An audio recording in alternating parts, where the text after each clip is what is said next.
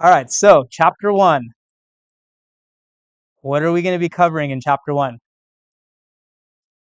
I think uh, for learning any new knowledge base or any new skill, you have to have the desire to learn. Okay, so my job is to convince you that what we're learning is important, and so we're going to talk about why accounting is important and who uses the information that accounting systems produce. Okay, so that's going to be part of this chapter, just to convince you that this topic is even important. We're going to also talk about what organizations are involved in creating the rules of accounting. Okay, there are just like a language. Okay, we have English grammar. It's different than Japanese grammar. It's different than Mandarin. Uh, Accounting has rules like this. Okay, so there are people that are thinking about accounting related issues and are creating the rules. So we'll talk about who those are. This chapter actually, I think, has the most important part of the whole class, the accounting equation. Okay, this is like the basis upon which everything for the whole rest of the class is built on. Okay, this very simple, it looks simple, this equation called the accounting equation. We're going to define it. We're going to explain why it's important and how this one equation kind of summarizes an entire business. Okay, from one equation, that's the framework from which you can understand even your personal finances. Okay, so it's a very powerful framework. Okay, and we're going to kind of lay it out here. We're of course going to be building on it over the course of the semester, but you know, I'm trying to spend a little more time on it now so you really get this framework and its importance down. Okay, um, we're going to see how this equation relates to transactions. Okay, so a business is an entity. This thing exists. Things are happening to it. Transactions. So how do we use this equation to figure out what to do with those transactions? And then we're going to talk about the financial statements, what they are. Um, Incrementally over the course of the semester, we're going to be adding more detail, but in this chapter, we'll at least introduce what they are. Okay. Okay. So, what is accounting? Really, accounting is like a system of keeping track of information. Okay. We're measuring the activities of the business, what is going in and out of it, what it has, what it owns, who it owes money to. Um, we're going to take that information. We're going to create reports out of it. Okay, because it's like taking raw data and then you're like compiling that into a summary. Okay, so we have the raw data. We need to figure out something is happening in the real world to our business. How do we put that into our accounting system? Then we have this series of raw data that exists of all the transactions. We then take that raw data and format it into a report, and that these reports are what we share with people. Okay, so we don't share the raw data, right? Because that's going to be too much information for people. They're not going to know context. We're going to take that raw data and turn it into a report, and that report is what people are going to use to kind of understand our business and what our own internal employees and managers are going to use to understand their business. Okay, there are again, many different types of transactions, many different things that happen to your business. And we need a set of rules as to how to translate that real life thing and translate it into our accounting system. Okay. So we are going to define a certain language around this. Okay. Um, our language in America is called US GAAP. Okay. It's a set of rules and standards that we use. Any company in America that kind of wants to present its financial statements in the American accounting language is going to follow US GAAP. There's also different types of accounting, right? We have tax accounting. We'll talk about this in a second, but we have to have some set of rules, okay? And in financial accounting, we have US GAAP, okay? Um, when you take managerial accounting, there will be another set of rules, okay? Because uh, financial accounting, and we're going to talk about this in a second, it's made for a different audience than managerial accounting. Okay, so maybe that's a good uh, transition to the next slide here. Um, so financial accounting, which is what this class is, it's made for third parties. Okay, this is accounting that we are going to tailor in order to uh, communicate information about our business to third parties. Okay, so what are those third parties? Who are they? Investors, lenders. Okay, these are people that are outside of our business that care about our business. Why does an investor care about the the happenings of a business? Anyone have any suggestions? Yeah. Because net investors so like they can hope on the downfall, make money. Yeah. So if you're an investor that's betting against the company, you want to know. But in most cases, if you're an investor, you want to know whether your investment is worth making, right? So you need to know something about the business, right? A lender too. Before you lend to a company, you're probably going to want to know: uh, is the business profitable? Can the business pay us back? Uh, how do you figure that out? It's going to be through the information, the reports that you get out of a financial accounting system. Okay. Managerial accounting is for internal decision makers. Okay. So if you're running a business, the nature of your inquiry into your business is different. You're going to ask different kinds of questions. For example, how much should I budget to expand into this new market? Or should we expand at all? Is it worth creating this new product? Uh, or a question like, how much should I price this item I'm trying to sell? Right? These are very different class of questions, and it requires a different kind of analysis that you're going to learn in the next class after this, which is managerial accounting.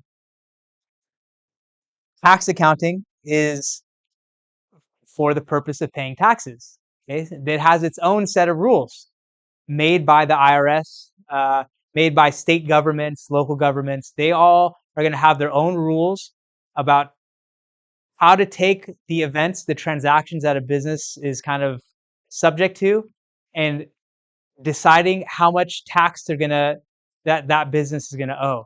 Okay, so that is a totally different set of rules and regulations. Okay, so each of these is kind of different. Okay, so again, this class is focused on uh, this part here. Okay, this is our class, financial accounting. Okay, so you're going to be in the shoes of the company, and you're going to be creating the reports that external parties are going to want to see. Okay, and so you're going to have to know what rules are governing this particular aspect of accounting. Okay, and that's what this class is about. Now, why is this important? Um, it's not only important for you as the business who's presenting, but if you are an investor, okay, if you are a lender, if you work uh, at an like a if you work at a hedge fund or something, okay, or like an investment firm, or if you're uh, someone involved, like even in your personal lives, okay, if you're trying to invest in a company, buy a stock in something, you want to understand what the company is doing in terms of his business, right? Not just, a lot of people just invest on vibes and like what their friends are doing and whatever. But if you want to up that game, you should be able to read financial statements yourself. Okay, so some people do this as a profession, right? They're professional investors. So I have a couple clips here. Uh, we got Mark Cuban. Everyone knows who Mark Cuban is? Yeah, he's like the owner of the Mavericks. He's like a business Shark Tank guy. Um, again, I want to convince you. I can tell you that this is important. I'm going to play some clips of these people that you all know and what their opinion is. Okay, so let's see what he has to say here. Different subject with college. Okay, hold on.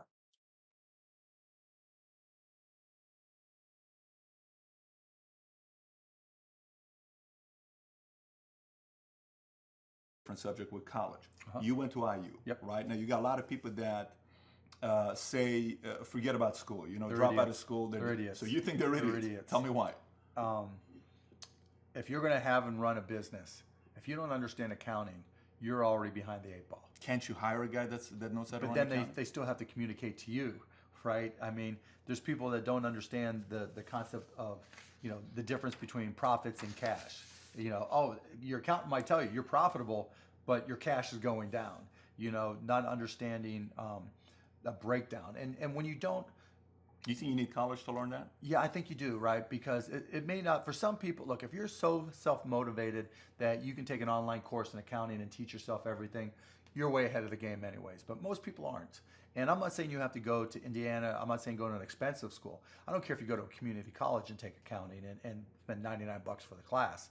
Just, spending the money forces you to be more obligated to do it. The most valuable thing.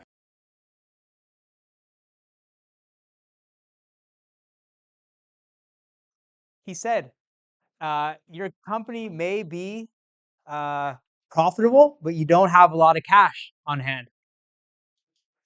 Now, does anyone know how that is possible? If you're making a ton of profit, but your bank account is empty, what could be going on?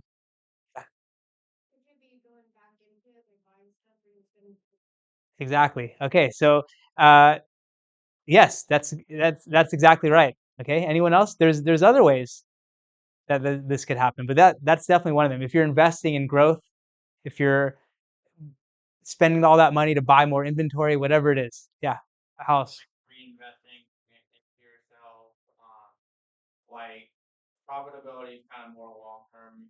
What and cash on hand probably can't reflect that time, but could later. Yeah, so I think it sounds like you're saying similar to what she said, that you're reinvesting that cash. Um, is there another way that this could happen? Yeah. Liquidity, like how liquid your business actually is, like Okay. like futures contracts that give guarantees, like, hey, Okay. I Yeah. have to build this for you. You've already paid me. Okay. I So have to go take money. correct me if I'm wrong. I think what you're saying is that you can have profit that's not an actual cash flow. Like your options contract is worth more than it was when you bought it, but that doesn't mean that cash has come in the door. Okay, yeah, that's another one. Okay, what else? Any other ideas? Yeah. You can have good ROI, but doesn't mean you cash on. Yeah, but why not? Where did the cash go? Depends on like property or whatever you're investing in, possibly. Okay, okay. The simple one, maybe your business generated all this. You have another one?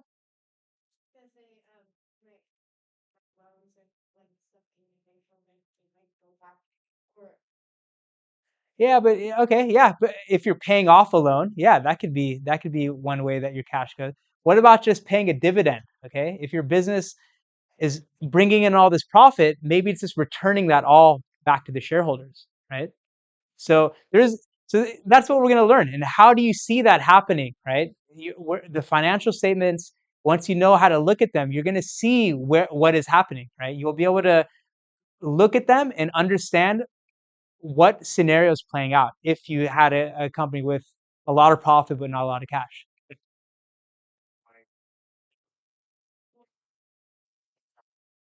Right. Not all of that money is going directly. You have to pay off something like wage bills, Of course. dividend, etc. Okay, yeah, but then your business would not be profitable. If you had a lot of expenses relative to your revenue, then you would not see a lot of profit, right? So yeah, but you're on the right track. Okay, but see, I think we all have some kind of ideas, but the terminology, exactly how to see that in a financial statement, that's what you're going to learn in this class. Okay. And you'll hopefully solidify your understanding, like this investing in your business. Where is that going to show up? Where would you see that? And how would you know the scale of that, right? It's in the financial statements. And by the end of this class, you'll hopefully know where to find it if that was a question you're interested in. Okay, who's Warren Buffett? Does anyone know? Yeah, he started Berkshire Hathaway, right? Yeah, he's the founder. He was the chairman of the board for a long time, CEO. But yeah, he's not stepped down because he's like 90. Okay, but Berkshire Hathaway is a $1 trillion business. Okay, and it's like a non-tech $1 trillion company. Okay, so it's all been through this individual who started it, I think, in the 60s, making investments. Okay, it's in all kinds. They own a jewelry store, they own manufactured homes, they own energy companies, See's Candy. Okay, it's a conglomerate. Okay, they own all these different businesses, insurance. Okay, so Warren Buffett, his key skill is understanding financial statements and understanding business and knowing what to invest in. Okay, and doing this consistently for decades. Okay, so he is a virtuoso. He's a genius at this skill that we're learning. Okay, so let's hear what he also has to say about accounting. Ever wonder why some children with ADHD excel while others struggle? Well, I did. I'm Dr. Richard Allen. I learned here, but I learned a lot. But the most valuable was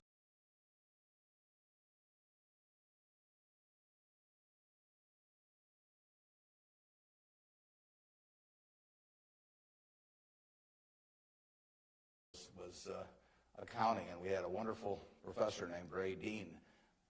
There may even be something named for him down here, isn't there? Yeah, he was. I'd been to the Wharton School. I went to Columbia Graduate School subsequently, and I took a lot of accounting courses. But by far the best instruction I received in accounting came from Ray Dean, and there's nothing more important. People ask me what they should take in business school, or even if they don't go to business school, what they need to know before getting in business. And I tell them, you have to understand accounting. It's the language. I mean, it's like being in a foreign country without knowing the language if you're in business and you don't understand accounting. So you want to get as comfortable with that as you are with the English language. It's made me a lot of money because I listened to what Ray Dean had to say 53 or 4 years ago, and have been able to understand what I was seeing on pieces of paper, what that told me about businesses, and the limitations of what it told me about businesses. But that's the way we invest. Yesterday I was in Knoxville, Tennessee, and we bought a company.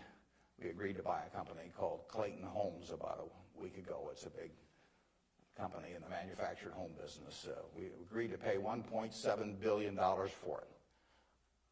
I made that deal over the phone without ever meeting the people there, but I had seen enough through reading 10Ks, 10Qs, annual reports, but looking at figures, what they tell me in terms of the kind of people even running the place, the kind of accounting decisions they make and so on. I was able to make that $1.7 billion transactions over the phone. Yesterday was the first time I met the people, and their board of directors had actually approved the deal a week earlier. So it's, I couldn't have done that if I hadn't have, had a great time at Ray Dean's class 53 years ago. So if I'm going to tout one thing, aside from this particular leadership class, of course, if I'm going to tout one thing, I would tell you that get comfortable with it. It may not happen the first week or the first month in the class, but get very comfortable with accounting. So I run into CEOs periodically who really don't understand it. They try to bluff their way through, and you can see it in their faces. They're frightened almost when somebody hands them a balance sheet or an income statement. They really don't know what it means, and they have to count on somebody else. And that's something you shouldn't count on. We make all our acquisition decisions ourselves. I mean, we don't call in consultants or anybody. We don't call in investment bankers, much to their disgust. No investment banking fees in the Clayton Homes deal, because it's my responsibility running Berkshire to understand enough about our acquisition decisions to make them based on the numbers that I see and what I see there. All right, you want to make money in real estate? Here's how you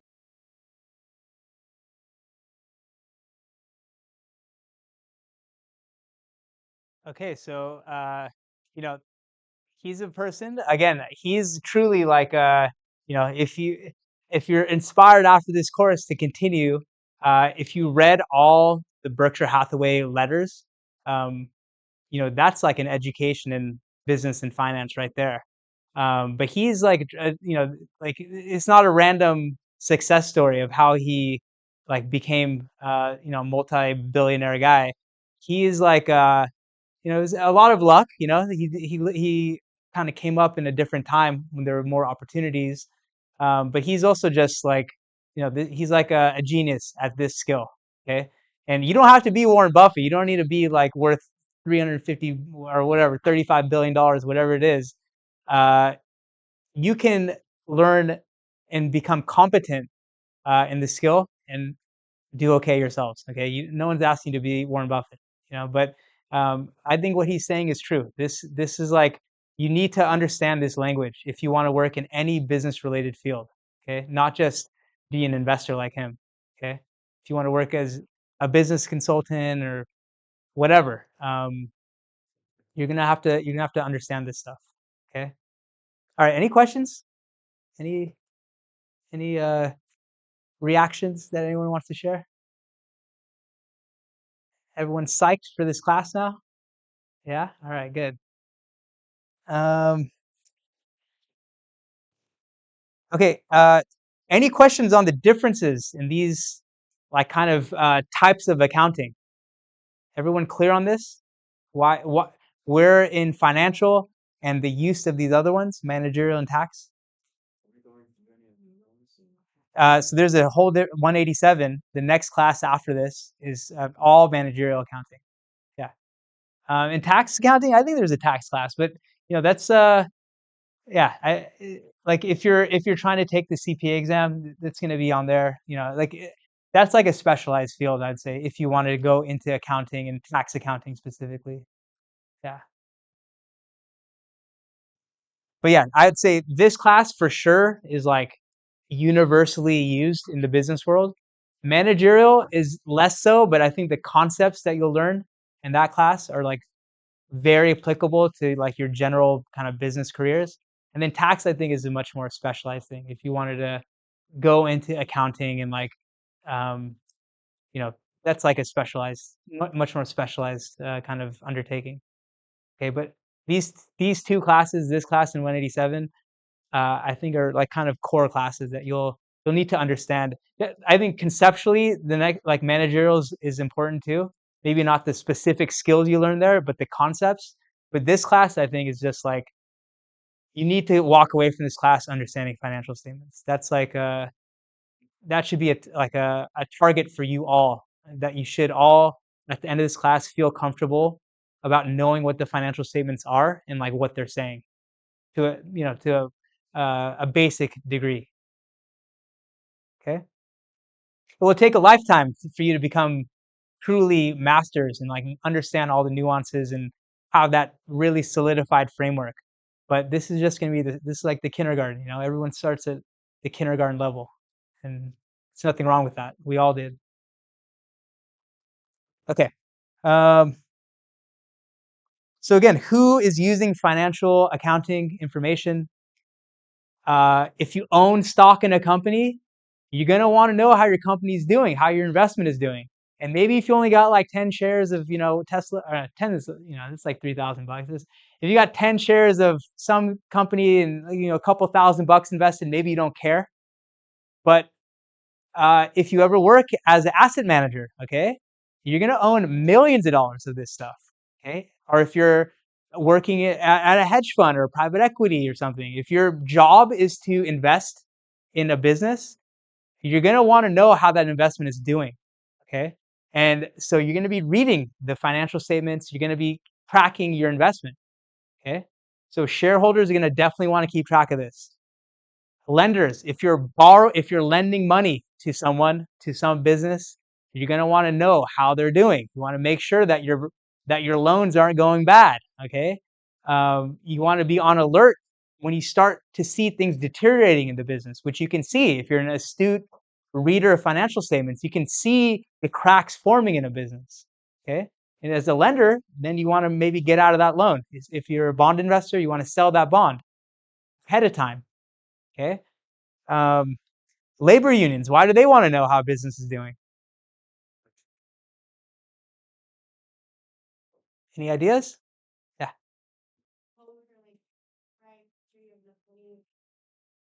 Well, who is the labor union negotiating against? So actually, these two are kind of negotiating, right? The labor union is trying to negotiate with the owners. I mean, it's really the owners are represented. We'll see this in a second. The owners are represented by the manager of the company, right? So the labor union is negotiating against essentially the owners, right, to get their piece of the pie, right? So in order to know how big the pie is, they're going to read the financial statements and they're going to see how profitable the company is, right? That will just show how much of the pie they can try to get for themselves, okay? So they're going to be looking. And there's a lot of businesses that are very dependent on union labor, like GM, the automakers.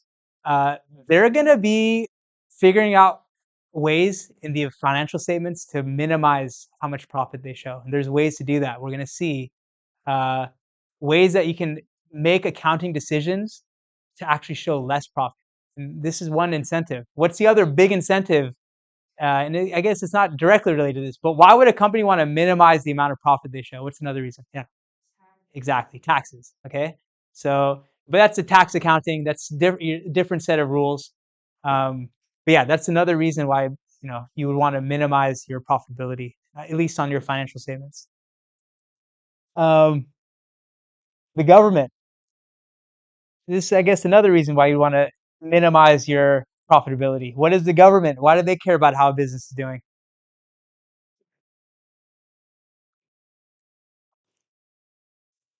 What's the job of the government? Yeah. Yeah, to regulate, right? Exactly. So we have antitrust laws in this country. A business cannot form a monopoly or have a strict controlling interest in any market. So if a business does have that, you're going to see that as large amount of profit, right? But the government is watching. They should. You can argue if you take the cynical take that the business kind of runs the government. There's a feasible argument for that. They spend a lot of money trying to make their case to the people running government that they're good actors and the regulation should not hurt them. But theoretically, the government should care about how businesses are doing because their job is to regulate them. Okay, any questions on this? Okay, so again, this is kind of the setting the stage for this class.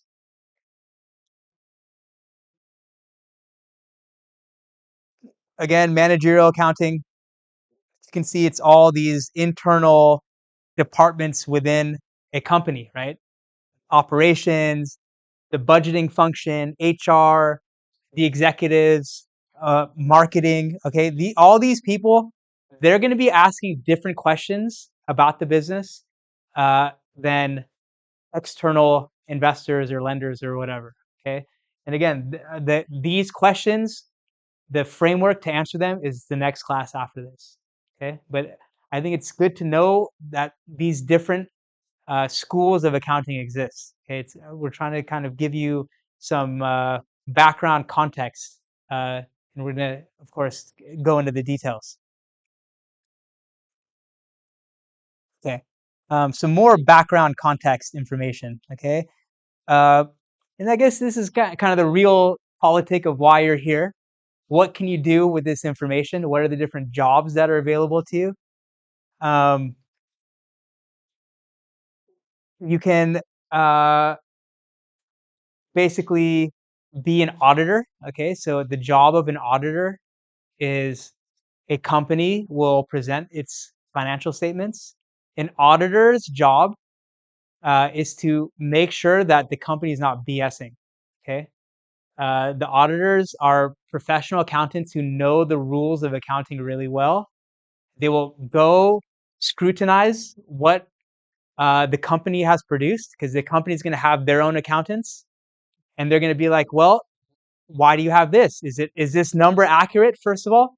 And then they're going to see, is that number calculated in accordance with the rules of accounting? Okay, so their job is to ensure that the company is displaying its financials that are accurate as per the rules of accounting. Okay, so that's the job of a financial auditor. And so what are the skills that you need? You need to know the rules of accounting really well because your job is to like make sure that the company is adhering to them. You need to, be able to work with data sets because you're going to be going into the systems of the auditee and like trying to recalculate how they got those numbers essentially. Okay, so you have to have quantitative skills. It's a lot of Excel. It's so it's a cool job if you work at it as like a big four. Like there's four big accounting firms. They're gonna go to the offices of, like, if you work at the San Jose office of PricewaterhouseCoopers, you're gonna be going to Google, you're gonna be going to Nvidia, you're gonna be going to these companies, and like having full access to their accounting systems and their accounting books. So you'll learn a lot, like it's a really good education in business because you'll have different clients that you're kind of rotating through, and you're gonna see their specific accounting issues, and you'll learn a lot. Okay, so it's a pretty good kind of first job of like learning accounting. Okay, tax accountant. This is also CPA. You would not believe how many of my friends are looking for a good accountant to do their taxes. Like these are my friends who are doctors and finance people, even finance people. Like it's in a shortage to find someone who can do taxes and know a lot of the specific issues. Like I have a friend who's a physician. He has like his own specific things that he needs to kind of deal with, and he cannot find an accountant to do this. Okay, so this is actually a really viable, like if you want to be like a independent, like small business owner, this is a really good skill to have. I think you could definitely make six figures. You're going to be busy during like certain months of the year, but it's a really good one. And if you don't get bored by like minutia, which a lot of tax kind of accounting is, um, and if you can make yourself interested in boring stuff, I think you can do really well. I think it's like a really good field to go into. But it's not for everyone. I think you have to be detail oriented and kind of like the topic, and that's really the biggest barrier, I would say. Um, Financial analysts, so FP&A. So within a company, they're going to have financial planning. Okay, they're going to have people that have a spreadsheet that are figuring out the budget for like this new factory that we're trying to build, or this new team, or this new product that we want to launch. Okay, there will be people that are working with financial projections and have that skill. And so knowing accounting, knowing, I guess it's a combination of this class and 187. There's a lot of jobs that are available for that. A controller of a company, like, we talked about the auditor, their job is to kind of scrutinize the company. On the other end of that, for the company, they have their own head chief accountant, that's producing the financial statements. So that's like a executive level position. Okay, so that's something that you could work towards and eventually kind of get into. And look, like, I told you I rock climb. Uh, there is a population of people who just want freedom. Okay, they're called dirtbags in the climbing community, where they just live in their vans and they just like climb all the time, and they want a remote job that's like chill, that like they can do from anywhere. And there's opportunity for that. If you want to do bookkeeping, It's a job that I think now is like a little competitive because there's a lot of van life people that are trying to do this. But if you have these skills and you get some certifications in QuickBook and stuff, I think that's like a viable. If that's like your vibe, if you want that freedom, if that's the lifestyle you're trying to kind of go for, you can use these skills that you're learning in this class for this. That. Okay, all right. So it's end of class. We'll pick this up on Wednesday. Okay, just to remind you, I saw a lot of you taking notes like from scratch. Again, you can go to this lecture slides thing, open this Google Doc, print this out, and you'll kind of have a framework for taking your notes. Okay, so that could be useful for you.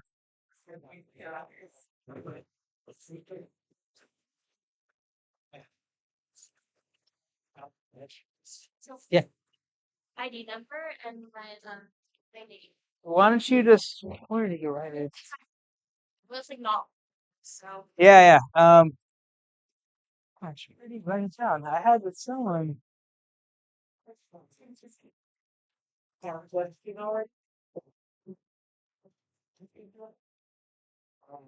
Oh, Chris. Okay, yeah. You can just just write your name down here.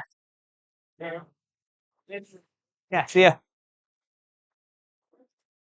Yeah, just come on Wednesday. We'll see. We'll see what the numbers look like. and I